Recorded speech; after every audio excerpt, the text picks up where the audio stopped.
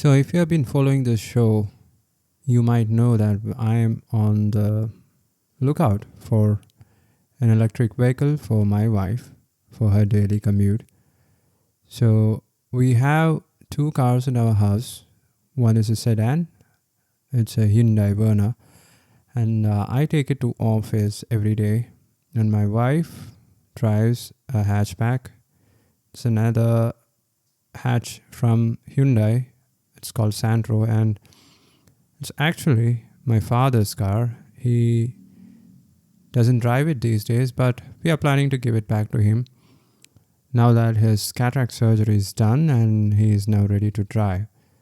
So, my wife needs a car for her daily commute to the hospital, and we are also planning to pick up and drop my son from his school. The school visits, the school droppings, it's going to be now my wife's duty. Of course, I'm going to help, but we have made this decision till last week. He was going on a school van, and it is nice to become a little bit social. He can engage with his friends, but the safety of the school van is pathetic. It doesn't even comes with airbags or seat belts, and it usually takes him 1 hour for a commute of 9 kilometers, and that is too much.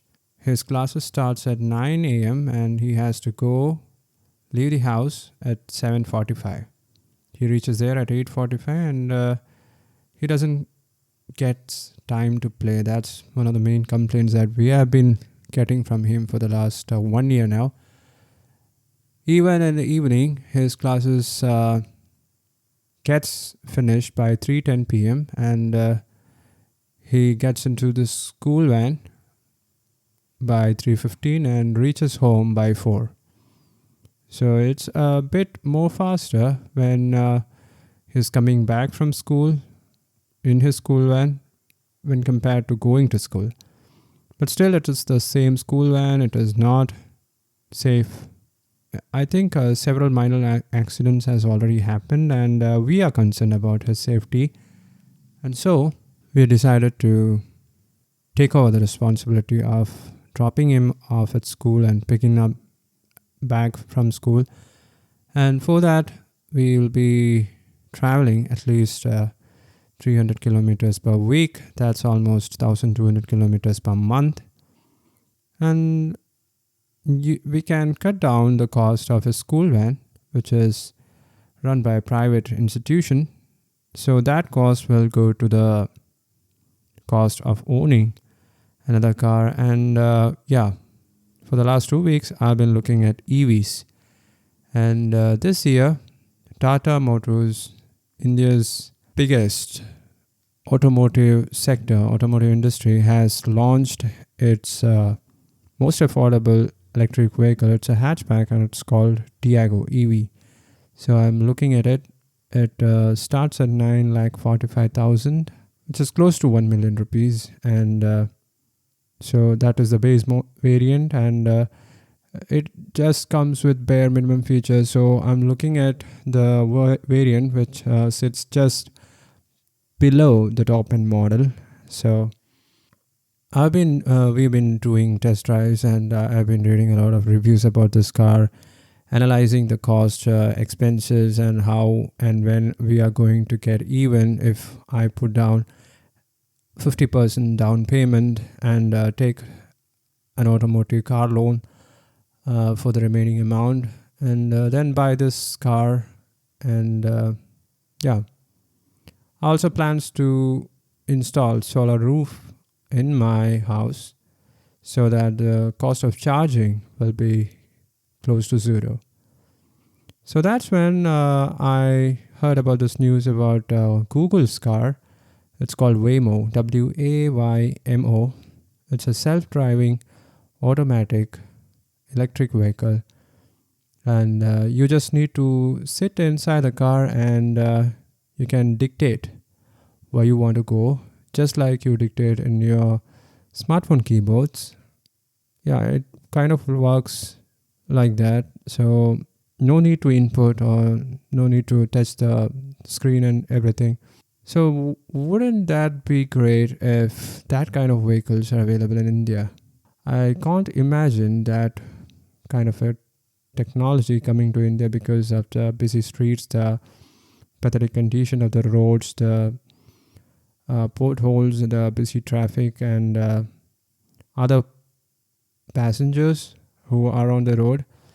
It is kind of like we have to get on the road thinking that, imagining that someone is out there with a truck or another vehicle under their control trying to kill us on that same day. So if we imagine like that, we'll be a bit more careful and we'll be able to reach back home safely.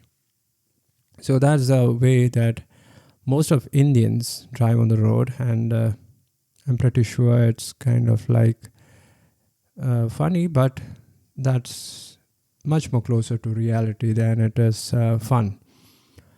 So Waymo, it is a technological marvel. It depends on radar, it depends on LiDAR, it depends on cameras, and there's so many sensors and cameras all around the car, and it drives very safely, automatically, using artificial intelligence. And according to the news, Google has been conducting test drives in San Francisco for, I think, for the last 10 years.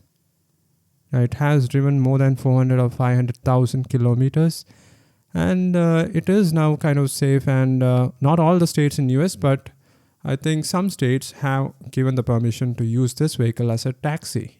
So if you are blind or visually impaired, consider buying a Waymo or a similar artificial intelligence automatically driven driverless car, so you can commute without depending on a person, a real person, a driver. So wouldn't that be cool? You become independent, and with independence you become more confident. You will be able to go to places, you will be able to do things that you thought you would not be able to do because of the barrier of blindness. So I think more and more automotive manufacturers are thinking about this kind of concept. I think the next 5 to 10 years, more automobile manufacturers will be coming up with these kind of vehicles, driverless cars, automatic cars, and by that time the cost of the cars are also going to go down. Even the cost of electric vehicles is going to go down. So now I want to know if you own an electric vehicle or not. If your answer is yes, tell me which electric vehicle is best. Which country are you living in? Which kind of electric vehicle do you think is the best? And according to market data, Tesla is the world leader when it comes to electric cars. So which Tesla model are you sort of dreaming to buy one day? Is it Tesla Model 3 or Y, or is it something else? So you can send me a voice message. You can go to Podcasters. That's Spotify's platform for podcast. It was previously owned by Anchor, and now it is it is taken over by Spotify. You can go there and send me your message, and maybe I'll use your voice messages in the future episodes. So that's it, guys. This one was all about cars for the blind. Electric cars, automatic cars for the blind and visually impaired. Wouldn't that be cool if these cars can help us become better entrepreneurs? Yeah? Just think about it. On that note, I'm signing off.